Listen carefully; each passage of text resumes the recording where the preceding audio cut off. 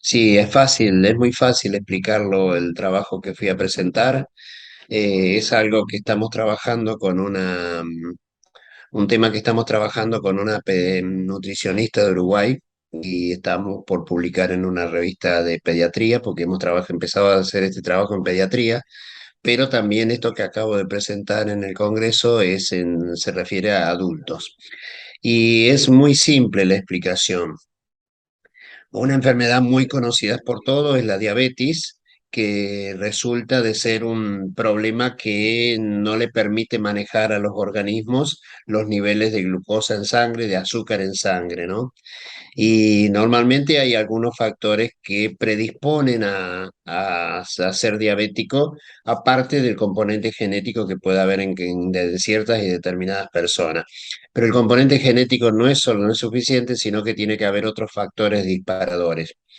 Alguno de ellos es el embarazo, por eso se acostumbra a hacer un análisis especial de diabetes en los últimos años, se está haciendo en las embarazadas.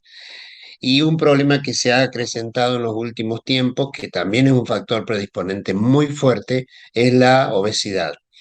Y yo creo que muchísima gente ha escuchado hablar de que la Organización Mundial de la Salud está diciendo de que estamos ante una epidemia de obesidad en los últimos 20 años.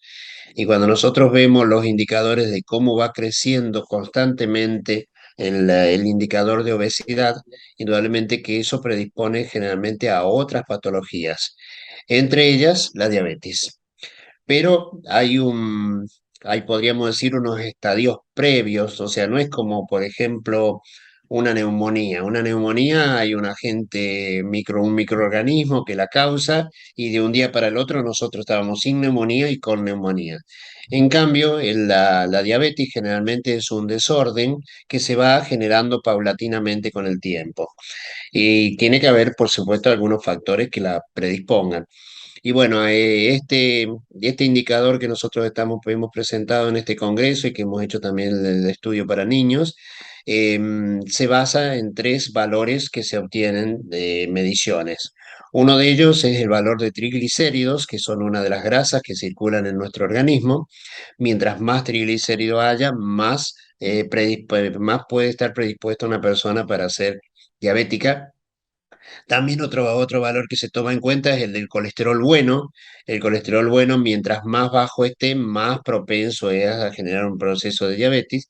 Y el factor más importante de estos tres es el índice de masa corporal, que es un valor que se obtiene calculando la altura y el peso de una persona. Eso determina que una persona sea normopesada, que sea sobrepesada o que sea obesa.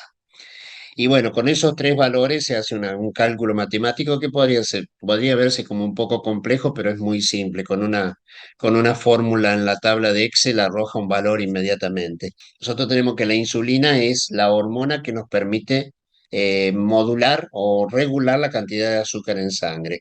Cuando no se fabrica en la cantidad suficiente o cuando no actúa de la manera adecuada, empezamos a tener ese desequilibrio que puede desembocar en un proceso de diabetes. ¿Y qué ventaja, qué tiene de lindo este indicador? Que utiliza cosas muy simples que los determinamos habitualmente en los laboratorios de análisis clínico, como es el dosaje de triglicéridos y el de colesterol bueno. Y el cálculo del índice de masa corporal es muy simple, midiendo la altura de una persona y pesándolo, es una fórmula matemática muy simple. Y eso de un número. Mientras más bajo es el número, más factible es o mayor riesgo tiene de ser diabética esa persona. ¿Y qué tiene de lindo? Que cuando nosotros tenemos la obesidad es algo que no le gusta a nadie, generalmente, y que muchos luchan, podríamos decir, para tratar de combatirla. Cuando nosotros tenemos que nos dicen, bueno, che, aparte de los problemas que te puede generar la obesidad, está el hecho de que también te puede generar diabetes. Así que bueno, podríamos decir, un componente más para estimular a la persona que baje de peso. Y lo que tiene de lindo este índice es que si uno baja 5 kilos de peso, esa persona ya puede ver cómo ese indicador se le mejoró. O sea que pasó de un valor X, o digamos 4, pasó a tener 4,80. Y uno puede hacerle una perspectiva para decir, bueno, mientras vos disminuya más el peso, va a aumentar este indicador y va a disminuir tu riesgo de ser diabético en un futuro cercano.